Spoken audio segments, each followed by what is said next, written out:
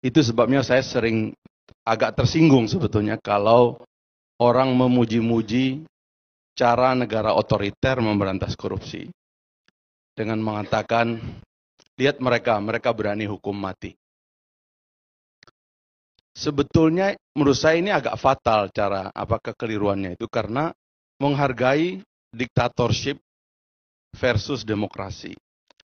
Beda respon otoritarianisme terhadap korupsi dan beda respon demokrasi terhadap korupsi. Dalam otoritarianisme, karena partainya tunggal, itu politbironya korup, itu maling semua isinya. Cuma malingnya itu di dalam sistem, besar malingnya, dilindungi, dan begitu terjadi prosperity, birokrasinya mulai menyimpang, politbiro lalu rapat, dan dia mengatakan, bunuh 1-2 orang di antara mereka, biar yang lain jerah. Itu adalah respon otoritarianisme terhadap korupsi. Beda dengan respon demokrasi. Saya pernah memberi paper kepada KPK, cuma mungkin mereka nggak baca soal ini. Perbandingan antara Cina dengan Amerika Serikat. Dalam demokrasi, kerumitan transisional itu kita harus tangkap dengan sistem. Dan sistem itu paling tidak terdiri dari 3 hal. Pertama, harus ada pembenahan aturan secara komprehensif, secara masif, supaya aturan memiliki makna tetap, makna jelas, dan menjadi dasar bagi semua orang untuk bersengketa atau bernegosiasi di dalam aturan yang jelas itu. Di dalam otoritarianisme, aturan tidak dibikin jelas, sebab pada akhirnya diktatorlah yang memutuskan. Jadi mereka tidak berkepentingan dengan aturan yang jelas. Mereka senang dengan yang abu-abu karena akhirnya mereka mengambil alih. Itu adalah tradisi di dalam negara otoritarian dan tradisi di dalam negara kolonial. Yang pertama itu. Yang kedua, adanya institusi yang terbuka. Institusi yang transparan, birokrasi yang efektif dan efisien. KPK itu sebetulnya menentang 2 nilai itu. KPK itu tidak demokratis.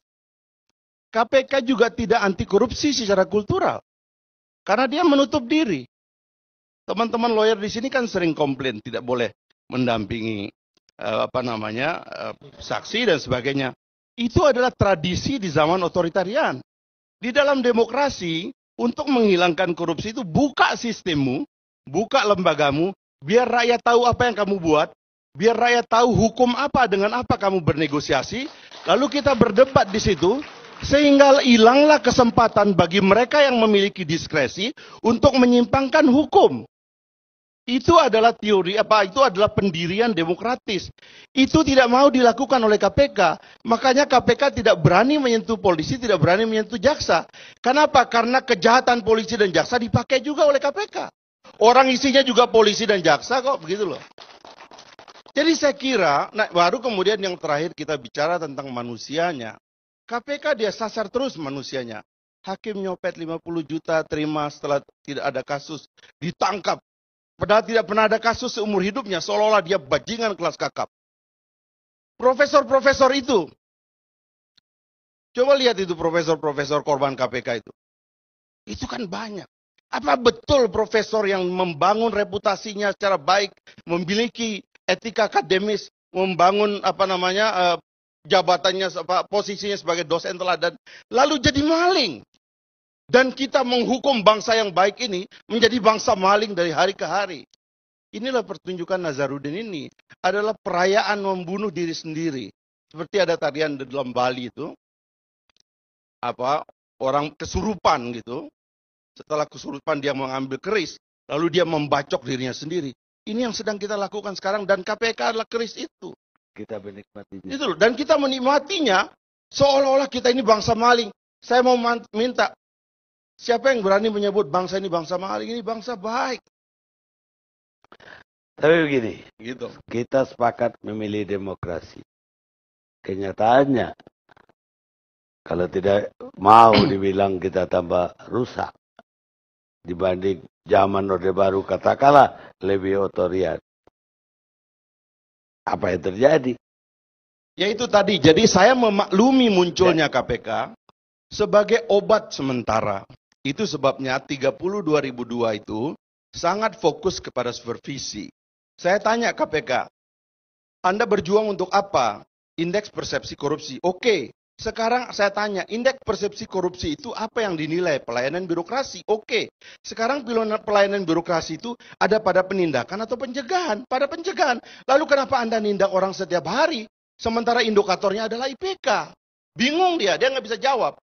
Orang-orang KPK ini nggak mengerti persoalan.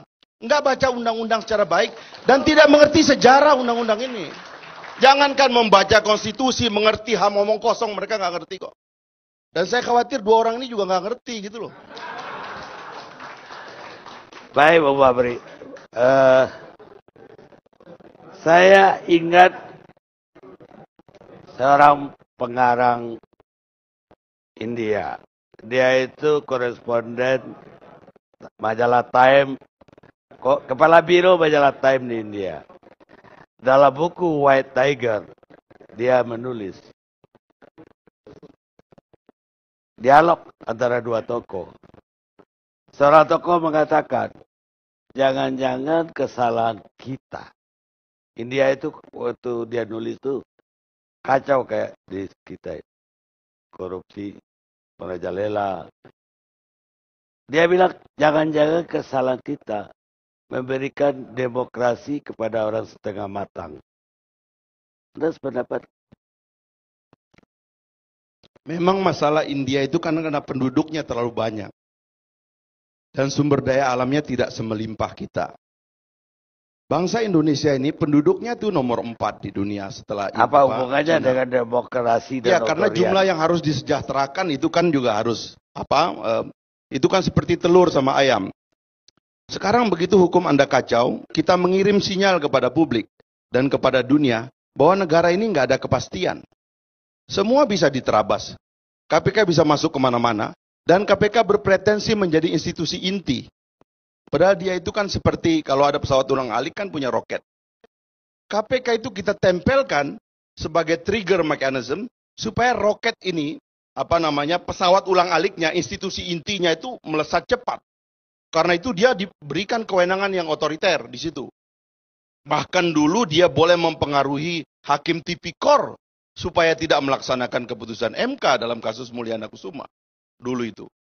Jadi kita berikan ini supaya dia menjadi trigger. Tapi apa yang terjadi? Pesawatnya itu sekarang institusi intinya ada di bawah di comberan. Dianya melejit sendiri. Dan dia menganggap dirinya itulah yang sukses gitu loh. Setiap hari dan sekarang mau bikin cabang di daerah, mau bikin penjara sendiri, mau bikin hakim tipikor. Kamu mau bikin negara dalam negara apa?